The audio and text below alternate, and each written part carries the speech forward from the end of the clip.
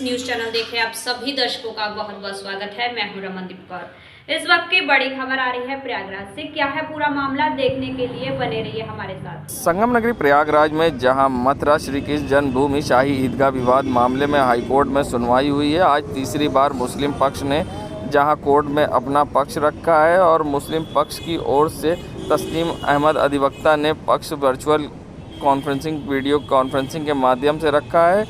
तो वहीं अब इस मामले में अगली तारीख तय कर दी गई है। 20 मार्च को इस मामले में फिर से सुनवाई होगी और जो बचे हुए तर्क हैं मुस्लिम पक्ष एक बार फिर रखेगा, जिसके बाद से हिंदू पक्ष अपने इस पर विरोध और आपत्ति दर्ज कराएगा। बता दें, ऐसे में जहां पक्षकार माता शाकुंभरी पीठाधीश्वर आशुतोष पांडे ने क्या कुछ कहा है, किस तरह से कोर्ट में सुनवाई और किस तरह से उन्हें आज फिर धमकी मिली कोर्ट आते समय, आइए दिखाते हैं। 18 वादों में मुस्लिम पक्ष ने अपना पक्ष रखा है। 3 वादों में क्योंकि 7/11 पर अभी तक आपत्ति दर्ज नहीं हुई थी, माननीय न्यायालय ने उनको अंतिम अवसर देते हुए 2 दिन का समय दिया है और अगली डेट तक उससे पहले वो दाखिल करने के लिए निर्देश दिया है और अगली डेट पर वो सुनवाई होगी और हम लोग हिंदू पक्ष अपना पक्ष रखेंगे, जोरीदारी से रखेंगे, क्योंकि श्री कृष्ण जन्मभूमि हमारी है और आज से नहीं, 1947 से पहले भी हमारी और आज भी हमारी है।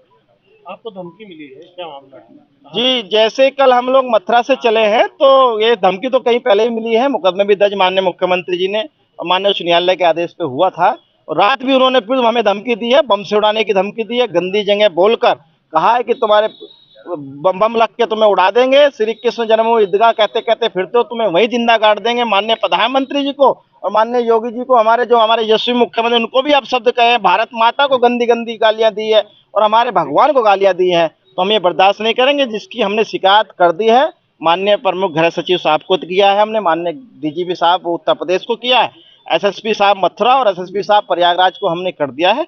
अब उनको जो करना है। को भी बताया कि नहीं आपने धमकी वाली बात? क्योंकि आज इतने बड़े बड़े मामले थे, अच्छा नहीं लगता कि हम बम की बात दोबारा माननीय न्यायालय को बताएं। माननीय न्यायालय ने पूर्व में संज्ञान लिया था, मुकदमा दर्ज हुआ था, क्योंकि आज विषय हमारा कुएं का था, हमारी आस्था का विषय था। हमारा होली के बाद 7 दिन बाद पूजा होती है। किस संगठन की तरफ से धमकी की बात? PFI कोई संगठन है, आतंकी संगठन है, उनकी तरफ से आई है और वो धमकी हमें लगातार दे रहा है।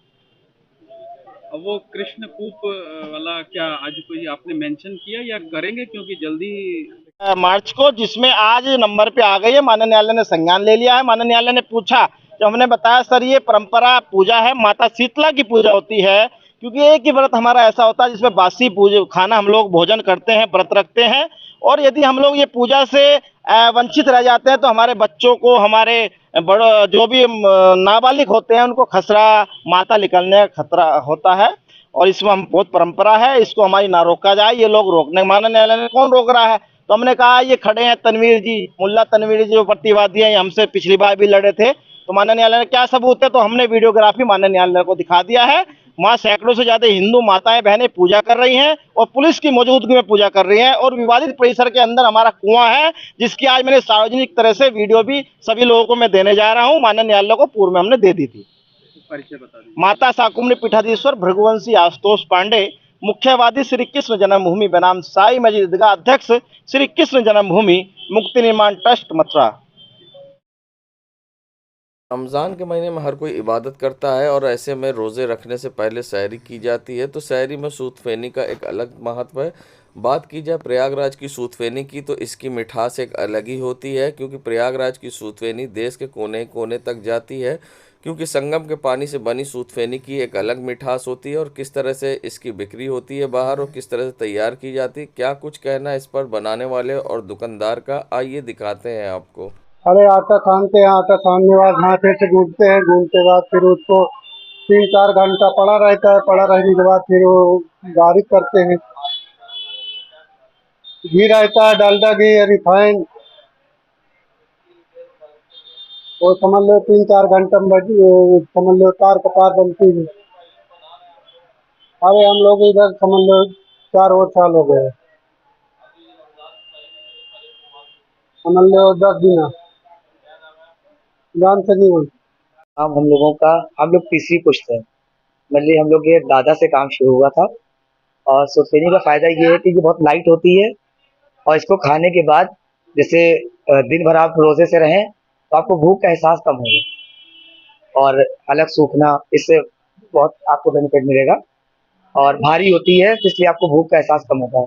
और ये हम लोगों की तीसरी, समझ लीजिए हम लोग तीसरी पीढ़ी है जो समझ लीजिए अभी 50 साल हो गया होगा कि हम लोग के दादा ने शुरू किया था, और आज हम लोग रमज़ान के 10 दिन पहले से शुरुआत हो जाती है और ये बाहर भी जाती है हमारी, जैसे क्योंकि इंडिया के बाहर तो नहीं, लेकिन जैसे इंडिया में आपके एमपी है, क्योंकि यहाँ का पानी ऐसा है, इस वजह से इसकी क्वालिटी अलग आती है।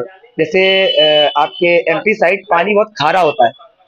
जी, ये तो गंगा जमुनी तहजीब है जो हम लोग हिंदू मुस्लिम भाईचारा इंडिया में मौजूद है, और यूपी में आपके ज़्यादा देखने को मिलता है, इलाहाबाद में आपका संगम है, तो इसलिए जी नहीं, पानी यहाँ का खारा नहीं है, इसलिए इसका जो उस पानी से सनाई होती है उसकी वजह से टेस्ट आता है। वरना हमारे रिलेशन में लोग जबलपुर वगैरह में भी हैं, तो वहाँ पानी में ये टेस्ट नहीं है क्योंकि पानी खारा होता है। मेरा नाम मोहम्मद अफजल, साहिल स्वीट हाउस।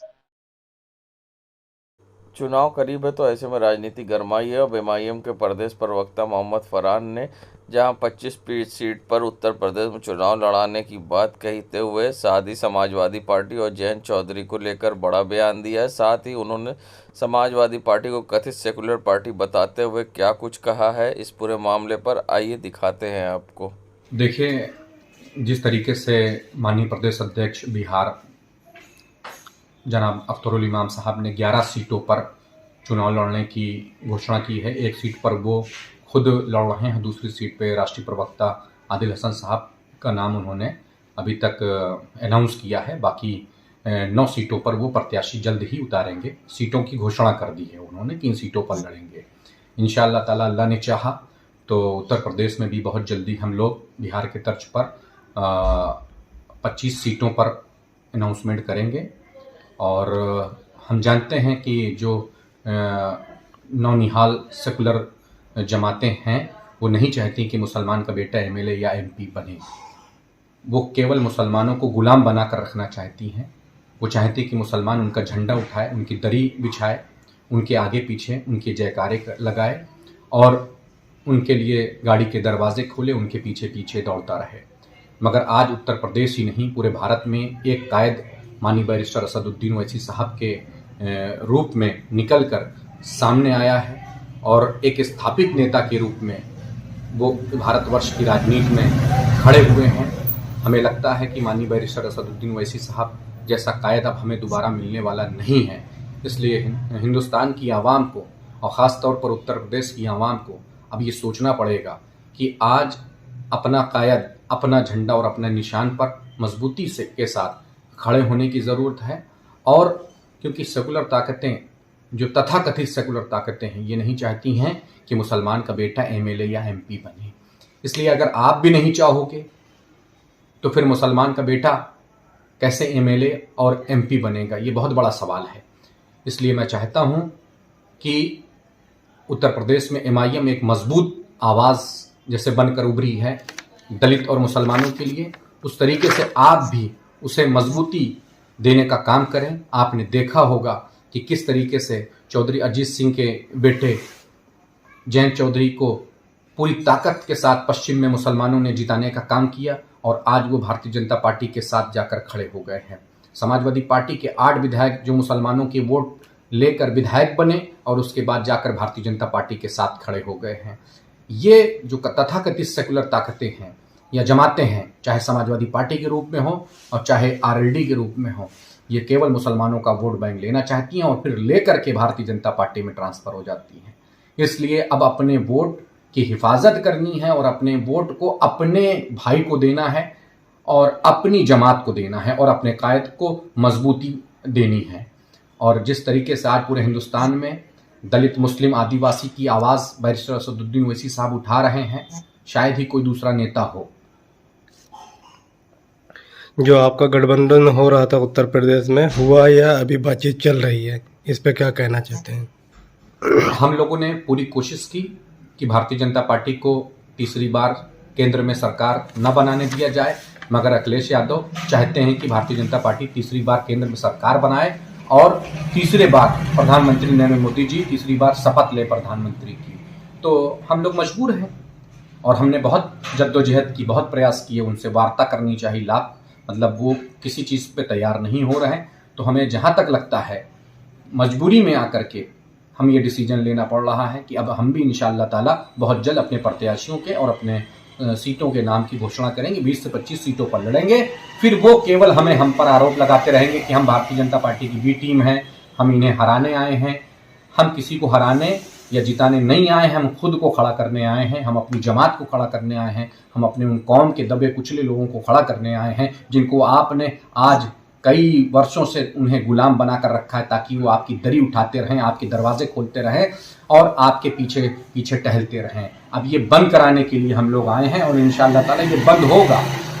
इसके साथ ही मैं एक बात और कहना चाहता हूँ, अखिलेश यादव जी, अगर आप मेरे प्रत्याशी उतरने की वजह से और आपके प्रत्याशी हारते हैं या आप 80 में से 80 सीटें हारते हैं तो फिर ये रोना मत रोइएगा कि MIM ने हमारे वोट बैंक काट लिए, इस वजह से हमारे प्रत्याशी हार गए। हमने आपको बहुत चाहा कि आपसे गठबंधन हो जाए, मगर आप तो चाहते हैं कि भारतीय जनता पार्टी तीसरी बार केंद्र में हुकूमत बनाए और मोदी जी केंद्र में तीसरी बार प्रधानमंत्री की शपथ लें।